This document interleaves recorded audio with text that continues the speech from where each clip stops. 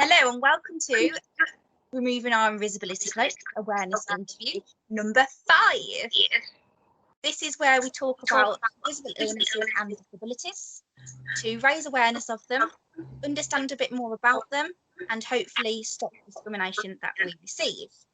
So today we are joined by... my name's Amy Walker and I'm a Miss Voluptuous Finalist 2020. Perfect. And could you tell me a little bit about your personal life? So what do you enjoy? Do you have any children? Are you married or so on? So I'm married to my wonderful husband, my biggest child. I have 2 children and 1 fur baby because I don't know. I'm a sucker for punishment, I guess. My hobbies, as cheesy as it sounds, is I love to fundraise. I just love fundraising. I love the feeling that it gives you. I love the little challenges that we set. And yeah, fundraising is my hobby. I wouldn't say that's cheesy at all. It's good to help someone. Yeah, it's a really positive hobby to have because, like I say, the feeling that you get back from it is brilliant. It gives you such a buzz, doesn't it? And if you are mentally impacted, it brings a bit of light into your life. Yeah, 100%, definitely. You said you had a fur baby. What type of fur baby? He's a little chihuahua and he will be 1 on the 1st of September. We might... Oh, so he's a little pup. Yeah, he's tiny. We might hear him, so I do apologise. If anybody walks past the house, he will start. It's okay. You'll probably get my dog in the screen anyway. You had him earlier, so... Yeah. The other one's at my mum's. Just been a little bit lonely as my dad's gone away, so... They're so good for company. They are. Companions. I don't even know what I'll do without mine. No, I can't imagine what our house will be like with that dog now. It's strange. He's not even been here a year yet.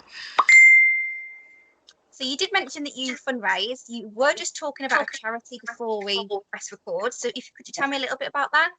Yeah, so I volunteer for a charity that's local to my area called Missing Peace Wellbeing and Support. And we run peer support groups, obviously due to COVID, the dreaded C word. Everything has gone on hold a little bit with the peer support groups, but we've managed to keep that online and keep in touch with people. It's opened up a lot of people to come into the peer support through Zoom who wouldn't have normally walked through that door. So it's been great for that. So you've got to find a positive, I suppose, in every negative. I became an official volunteer for them in January. I am now like the official fundraiser for the charity. And we've got big plans in the future to hopefully set off his own youth mental health department. That's amazing that you are like the official fundraiser. That is a big achievement. I'm the one that comes up with all the ideas, so they're like, yep, you're the official fundraiser. And I know that you did something during lockdown with your husband child, as you called him. my biggest child.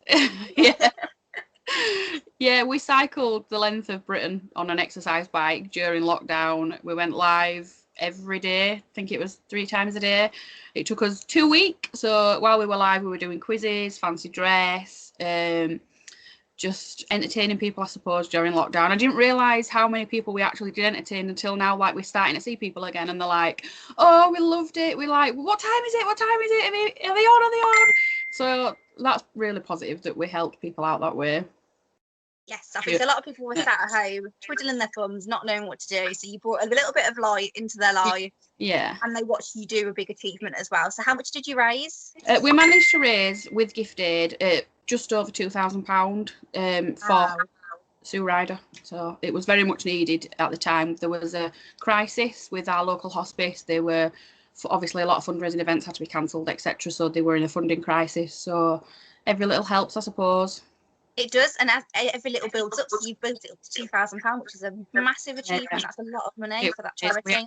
We have so much support, and I always can't be more thankful for those people that supported us through that. Thank you. And I look forward to seeing what else you bring out potentially. Watch this space. I know you're full of ideas, so we might see something. Yeah, definitely there's something coming up, but I won't give away too much. No, I won't let you, don't worry. Excitement. So you've got your sash on and you did mention it. So could you just tell me a little bit about your pageant journey then?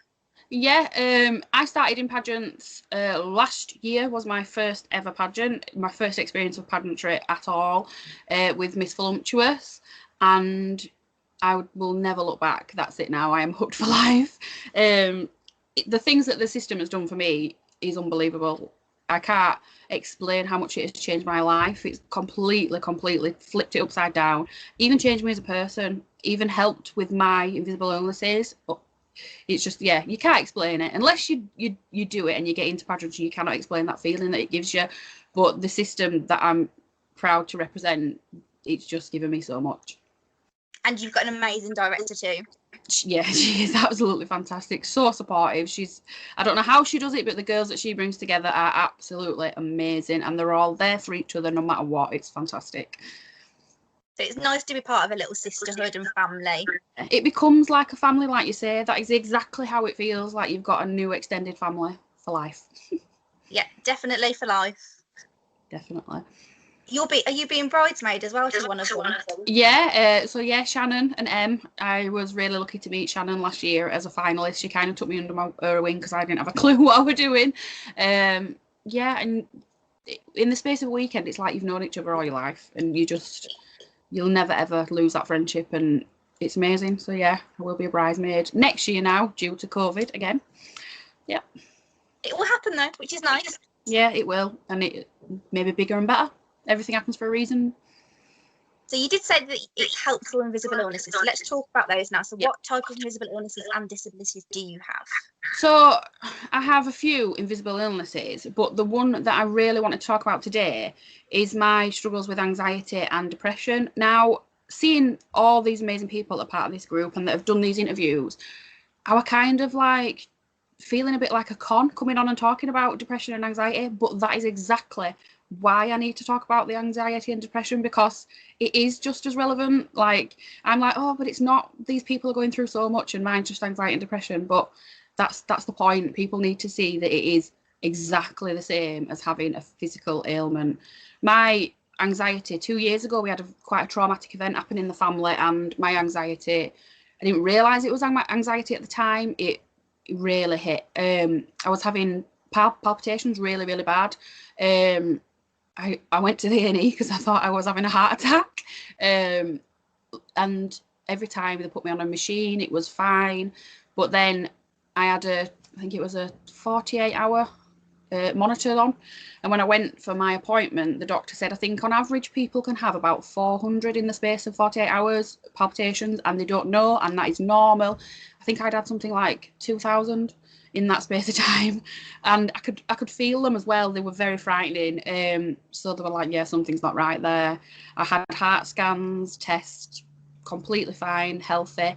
They said it was another factor that was causing them, and then towards maybe 3 months after that, my anxiety and depression hit big time, and then I realised that all along this was my anxiety that was causing this, which is crazy that you can do that. But I went on to a stress management course, I think it was called, and it taught you all the science about why it happens, and it makes so much sense. Once you learn that science and you realise that it's not just something that's in your head, it's a breakthrough. You can actually understand why it's happening. Like the flight or fight pattern that your body goes into, it's so understandable. Like, you don't realise you're doing it, but even as simple as when you're on edge, you hold your shoulders up and you clench your jaw, that sends your body into fight or flight. Just simple breathing techniques can just stop it from going into that. And it's, once you learn them, I've lost myself. Once you learn them and you learn why it's happening, etc., it's a total breakthrough. Completely total breakthrough. And I think my anxiety was at a point where I couldn't go out the house alone and stuff like that. When I joined the pageant system, I had quite a bit of anxiety about it because I'd not done appearances, etc. And I was like, oh, I don't know. But then once I stepped out and I did one, and it was my first ever appearance was your fashion show. Really? Yeah, that was my first ever appearance, and meeting everybody and seeing how amazing it was. And once you put on this sash, you're representing a system. You're not yourself anymore. It's kind of like you snap out of who you are. It helped so much. And then this year, before we got locked down because of COVID, I said it again, I was just getting out there on my own, driving up and down the country, just a different person, completely different person, because I'm doing something that I'm so passionate about. It really helps. Yeah. So you said at the beginning that you love helping people. So pageantry is about helping people. Yeah. It's not about being the prettiest girl on that stage at all. It's about what you do behind the scenes, which is important. Yeah, it's about giving back. It's so empowering. Nobody really understands it, and like I say, you can't explain it until you actually do it. But so it's amazing you pulled out of that anxiety episode, because it's hard to pull yourself out of that serious situation. And as you said, you've been on a course, so I'm guessing you now know your triggers, or when you're going to start having one. Yeah. Well, after the course, I then, through Pageantry, I found Missing Piece in Keighley, which is the peer support group. And I volunteered on a day that they were holding a toucan day, which they do annually to raise awareness for what is available in our area. So I met Nick, the founder, and Nick can just make sense of everything. He's just like, you'll tell him how you're feeling or a symptom that you've had, and he can just make sense of it. And you're just like, oh my God. And it opens your eyes. With the anxiety, Nick would always say to me, you've got to think of the worst case scenario, which I always would. I would always think of the worst case scenario. Like, I'm going to step outside this door and something really bad's going to happen.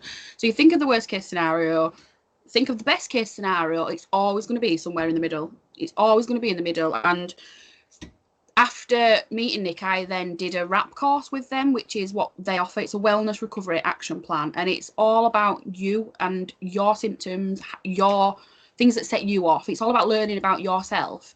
And it's implementing like a daily wellness system. So you have like a daily checklist that if you do these things, you're in a routine and you're not going to get like symptoms, etc., because you followed this. Something as simple as like not brushing your teeth can totally change your mindset for the day. So it's learning to know what's going to trigger you as well, and planning for it, like action planning basically. So if say there was a social event that my anxiety was telling me I didn't want to go to, it's about planning like what you can do when you get there. I've got Jim, I can say to him, right, if I say this to you, we really need to go. And then it's rewarding yourself when you've done that. Come home, reward yourself, take 10 minutes for yourself. And it's just a brilliant system that teaches you ways to cope and what you can do for yourself. It's all about you. This book is personal to you. It's all and you can, there's a page on it where you can give it to friends and family. Like if you know that you're going to go into a crisis, so to speak, you give it to your friends and family and they know exactly what to do. It's your plan of action for them. I think that's really important as well, because so many people suffer differently. So anxiety can either be mild or really extreme, but everyone's triggers are different as well. So I think that is important to have your own personal plan. 100%. You can't just follow the standard procedure because everyone is different. Yeah, completely. Like my triggers are more now if I take the children out on my own. I start to have like really stupid, like it got to a point where I couldn't do it. I couldn't take the children out on my own. I'd get them in the car, get to the bottom of the road, and then I'd be like, well, this is going to happen, this is going to happen, this is going to happen. And I'd turn around and come home, and it wasn't a life. That's not a life, you know. Whereas now, in my head, I action plan for the day. I know where we're going. I know if this is the worst case scenario, this is the best case scenario, this is what it's going to be. Yeah, it's just completely changed the way I deal with it now. I mean, I do have bad days. Everybody's going to have bad days. But it's how we deal with them. Yeah. So like you said, even brushing your teeth, you need to see that as an achievement on your bad days, because exactly. that is something that you're pulling yourself to do, because it's even just doing your brushing teeth, brushing your hair can be a hard task when you're having that bad day. Yeah, it's little things. You need to celebrate little things. You need to have little achievements that you want to achieve, rather than thinking you need to do this, you need to do this, you need to do this. If you achieve one thing a day, you've achieved something, and you should be really happy that you've done that. Yeah, I agree completely.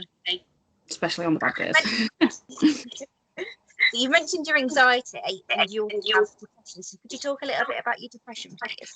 Yeah, the depression, basically, the first time I was ever diagnosed with it was when we were trying to get pregnant with my daughter and it wasn't happening. I later found out that I had polycystic ovary and that's why it wasn't happening. But at the time when it just wasn't happening and it was happening for everybody around us, it really got me into a really, really bad place.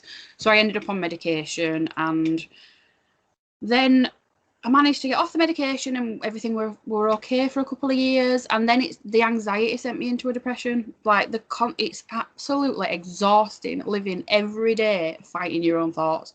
It is so tiring, so tiring. And now I know there is physical aspects as well. Like I couldn't understand why I just couldn't make myself do something. I just couldn't understand why I was so tired all the time. I couldn't understand why I was having these palpitations. That sent me into a bit of depression. I got really down because I was fighting against my own head. Like, how do you come out of that? I just didn't want to be back on just relying on medication again. I just didn't want that. I know we shouldn't be like, if we need to, we shouldn't be ashamed to rely on a medication, but I was like, there has to be another way. I can't live like this for the rest of my life. So that's why I reached out and I did the courses and learned the science behind it. So yeah, the depression, I think it's more of like a hormonal thing now. It comes and goes. It never really stays. I managed to pull myself out of that by using my RAP, by using, you know, my Wellness Recovery Action Plan. And the Wellness Recovery Action Plan, it has a wellness box, they call it. So like on your bad days, you'll have a wellness box which is totally private to you, like so I have a book in there, I have a bath bomb because I love to bath when I'm feeling a bit down. I'll take myself off and have a bath. I have a face mask, just little treats that you can just reward yourself with. So if I, like Jim knows, if I go to a wellness box, it's one of those days, and it's something that really, really helps. That's amazing that you've got that help there, because a lot of people can't find that help. Yeah. So I think if you can give me that, potentially a plan, the action plan, and it could help people, which I think is important. So people probably aren't even aware that you can do those types of things. No. So when you go to the doctors, normally it's just, oh, you can take these tablets to make you feel better. Yeah. You can go to counselling, but that doesn't always help people.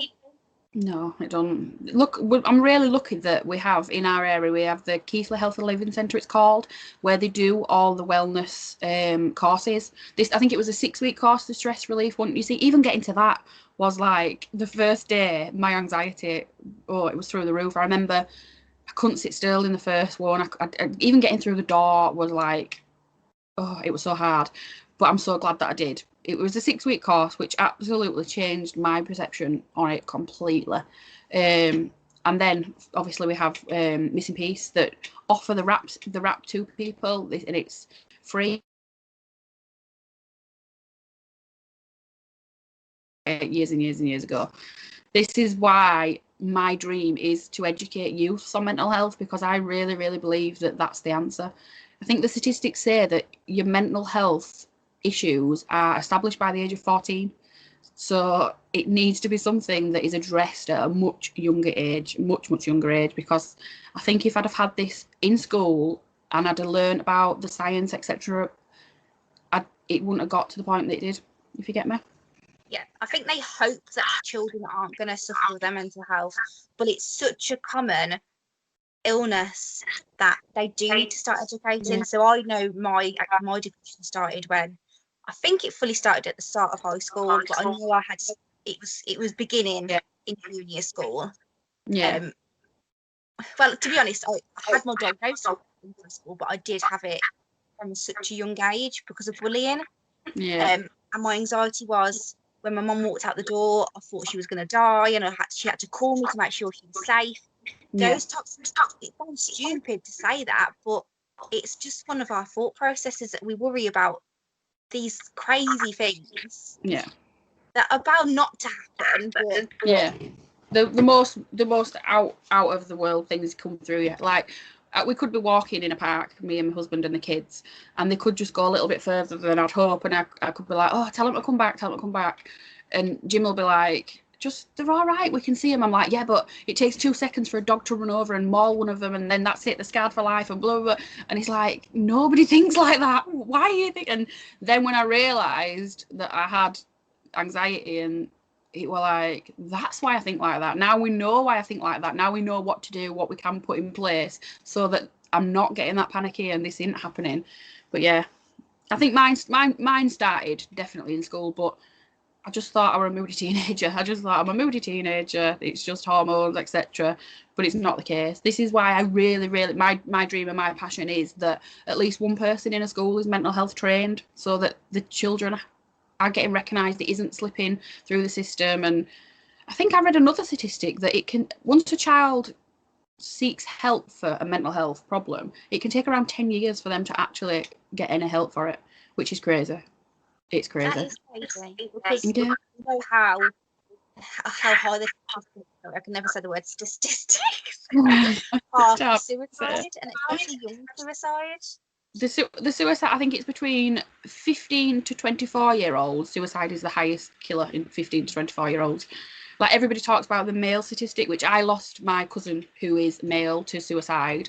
So that opened my eyes to male suicide statistics.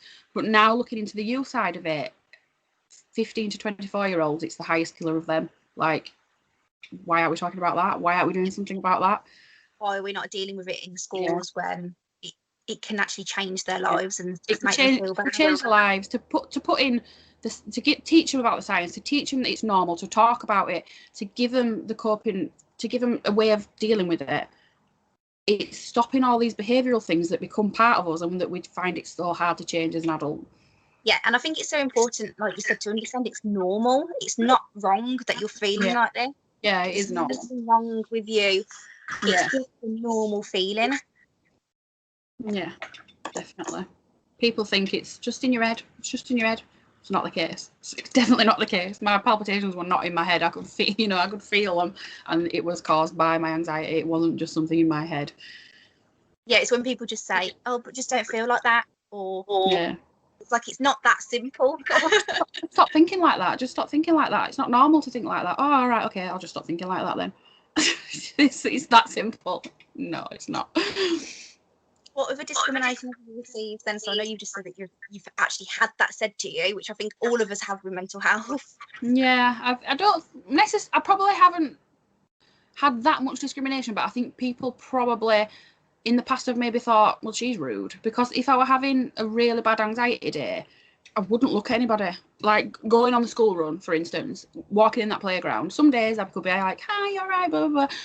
When an anxiety day was bad, my eyes would be down, wouldn't look at anybody, just go in, get out.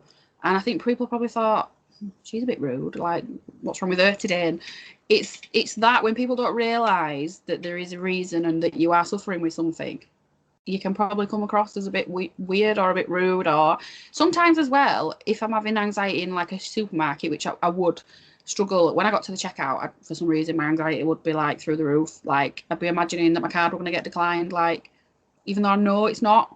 But why would that be an issue? If your card gets declined, why would that be an issue? It's not a problem. But it would get in my head, and I think, like, my hearing would go funny. They'd be talking to me and I wouldn't be hearing what they're saying. And I think that was a symptom of the anxiety. But I bet they thought, who's this strange lady at my checkout? They're talking to me and I'm like just totally ignoring them. But I wouldn't hear. I'd just shut off and just get the job done and get it done and get in the car. And yeah. Yeah, you can shut off. I think it's just to try and get you to cope with what you're going through. Yeah. Luckily, not too much discrimination. But I think probably as well, like, if you're having a bad day, it's so hard to say, I'm having a bad day with my anxiety, so therefore I'm doing this. You find that you start saying, I don't feel right well, I'm going to have a day off today, or I'm making excuses rather than just saying I'm having a really bad mental health day today. You make excuses because you don't feel like, if you said to somebody, my mental health's not very good today, that it would be enough. It'd be, oh, pull yourself together, get on with it. Why do we have this fear of not saying it's my anxiety? Yeah. So not really experienced any discrimination, but probably put a little bit of stuff on myself to hide away from it and make up other excuses as to why I wasn't doing something, etc., etc. It's like people that know they're suffering with depression, but they haven't been diagnosed because they're too afraid to go to the doctors and get that diagnosis. But there's nothing wrong with being diagnosed as a mental health. There is nothing wrong with that at all. No, there really isn't. And this is, people need to realise that it is actually an imbalance in the brain, and it's not something that you have caused. It's not something that you can just snap out of. You need to be comfortable to say, yeah, something's wrong, this is what's wrong. And I think more and more now, workplaces, etc., are accepting mental health days and stuff, aren't they? But I think we would all still be scared to ring into work and say, I can't come in today because my mental health's not very well. Yeah, I know I had a manager that didn't understand it at all, and he made me feel so awful for being off. Yeah, something needs to change. And it's like, then when your performance isn't as good as the others, they compare you, but your performance isn't as good because you're mentally fighting, but you're making sure you're going to work. Yeah, and you're mentally exhausting. It is absolute. I think if anybody hasn't experienced it, they can't understand how actually it is so exhausting to live inside your own head. Yeah, it drains you physically. Yeah, I know physically. it's a mental illness, but Yeah. physically it drains you. Yeah, and like the doctor explained to me, if you imagine that your heart's racing when you've gone into the fight or flight mode, and if your anxiety is at a peak and you're constantly in fight or flight mode, your heart's working how much harder. So obviously you're going to be exhausted. Like it's you don't think of it like that. You don't think about the physical. Why am I exhausted? Until somebody actually spells out to you, well, this is why. That's why you're exhausted. It is a thing. So you mentioned polycystic ovaries as well. So let's touch upon that a little bit. Yeah. How has that impacted you, other than you trying to have Yeah. your beautiful child that you have now? Beautiful million. Beautiful. Yeah, but both of them, we struggled both times to get pregnant. It wasn't something that happened just straight away for us. But I think once I found out that I had polycystic ovary, it wasn't so bad because there was a reason it wasn't happening. I was like, well, that's okay because at least there's a reason. I did start to worry it would never happen, but thankfully it did. But I don't suffer too bad with it, other than the trying to get pregnant, not being able to lose weight, which is a bit of an issue, facial hair, which can be an issue with the polycystic ovary. I don't get it too bad compared to some people that I know that have it, but it is quite around ladies' time of the month. It can be quite painful, and every now and again there may be a lot of pain. Basically, just pain. That's all I suffer with, but it's manageable, if you get me. It's not so bad that it needs any intervention. Yeah. Touch wood. Touch wood. I'm touching my cabinet now. I touched mine. And what do you have any other illnesses at all? Well, I have quite a few issues with my bowel through different difficult labours, etc. The heart palpitations, obviously, but now I know that they come along with the anxiety. But other than that, fine. So you're fine. I wouldn't say you're fine physically because you've got polycystic ovaries, but a lot of your issues are with your mental health, which, as I said, it's also a physical illness because it does impact you, it drains you. Yeah. But I always see a smile on your face. Yeah, I can't complain. You're always talking happily about your husband and children and your dog, so it's good that you think positive during those down days too. I always try to think positive. There's always a positive side. I think, what's that saying now? Every day might not be good, but there's always something good in every day. It's something you have to live by. You have to sit. When you get in your bed on a night, you have to find a positive in that day. There has to be a positive. There always is. Just try to find those positives. And I think that's important because a lot of us always focus on the negatives. There's always negatives around us. Life isn't the best at times, but there's also always good. So people need to stop focusing more on the negative. Yeah. Which can help. I mean, it's not the reason that we struggle with is mental health, but it doesn't help if you're just going to walk around and you're going to find the negative in everything. Yeah. I always say it's how you turn your pain into a purpose and how you use that. Like, I've used my pain of losing my cousin to suicide and losing my pain of my mental health struggles to turn it into a positive. I'm now doing every single training there is available. I'm hoping to become a mental health first aid trainer myself. And hopefully that will achieve my dream of getting into schools and getting teachers trained in it as well. That's absolutely amazing. I think that's needed, and I'm hoping you do really well with that. 100%. Like the saying goes, the prevention is cheaper than the cure. Let's prevent it. Let's get it into schools. Let's get it throughout England. Let's get it that our schools are mental health safe. Definitely agree with that. So what other positives have you achieved then? So although you have polycystic ovaries, you have two beautiful children. Yeah. Although you struggle with your mental health, you do pageants, you do fundraising. Anything else? The volunteering was something that I probably would have really struggled to do with before I found pageantry. I would have been too shy, too scared.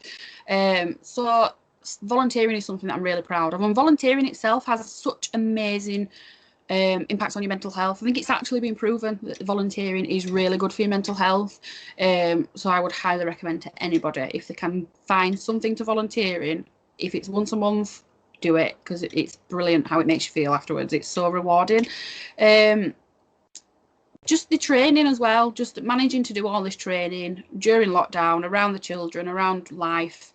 I'm quite proud that I've managed to get myself focused and get my head down and get that as well. And do you live by a positive approach? My positive quote were always, you get what you settle for, which isn't really a positive quote. It's like telling yourself off. But I always used to live by, you get what you settle for. If you settle for this is what your life will be. Always dream for bigger. And I have a plaque next to my bed that says, if your dreams don't scare you, they're not big enough. So like my dreams do scare me. I'm like, how can I achieve this dream? But just little actions will get me there. This is what I'm going to take. I'm going to take little actions and I'm going to get to that dream, rather than thinking I can just run and achieve it. So yeah, probably that. If your dreams don't scare you, they're not big enough. I like that. That's a good saying. And like you said, though, there's always baby steps. You can't just, you have to put in the work to achieve it. Yeah. Like your other quote says. But it's also being happy with the baby steps that you take. It's not just going to happen straight away. Yeah. Like we've said before, every little thing that you can achieve is a step closer to your dream. Well, is there anything else that you like to add here? Just basically for nobody to suffer in silence. There's always somebody that's willing to listen. Like when you get really down and you start to think that nobody cares about me, nobody would care if I wasn't here, you don't understand the impact that you're leaving on somebody, and you don't realise. And it wasn't until my cousin was gone that we realised how many people's lives he had actually touched and how amazing he actually was. And if you could go back and let him see that, reach out to somebody. Don't suffer in silence, because it's more common than you think as well. Until you start to reach out to tell people how you feel or what you've been through, you don't realise how common it actually is. There's always somebody out there that's either been through it or is willing to just listen to you talking. And there is services available, Samaritans. There's always something in your local area. Like we have First Response. I'm not sure if that's throughout England or not. Missing Peace Wellbeing and Support on Facebook. We are in our area, but we are open to anybody in England, absolutely, and even anybody abroad. Actually, we are open to anybody to help anybody. There is help there available. Most of the volunteers are mental health first trained. I think we all are now. And then some of the volunteers are trained in intentional peer support. And Nick, the founder, is the #1 in the UK because he has advanced in peer support and he has advanced in rap. So he knows what he's talking about and he's amazing. Wow. Like I said, he can make just so much sense of it. So find Missing Peace on Facebook if you're struggling, and somebody will be there at the other side. I think it's also important to say, for those that aren't struggling and those that live their everyday life without a mental health condition, just always check up on the people around you, because people suffer in silence. They are too afraid to open up. And it could be too late. You might not understand what somebody's thinking or feeling, or you'll never understand it, but you can be there for them. I think we just need to just stop this whole, as long as there's no judgment, people will feel open to be able to talk to people. So let's just stop judging each other. Let's just be kind. Like, let's not judge anybody for anything that they're going through, because you never know. You never know. No. Well, I've enjoyed your conversation today. Thank you for telling me about your anxiety and your mental health. You've done so many amazing things and should be proud of yourself. Thank you. And I'll let you enjoy the rest of your day. You too. Thank you. Bye. Bye.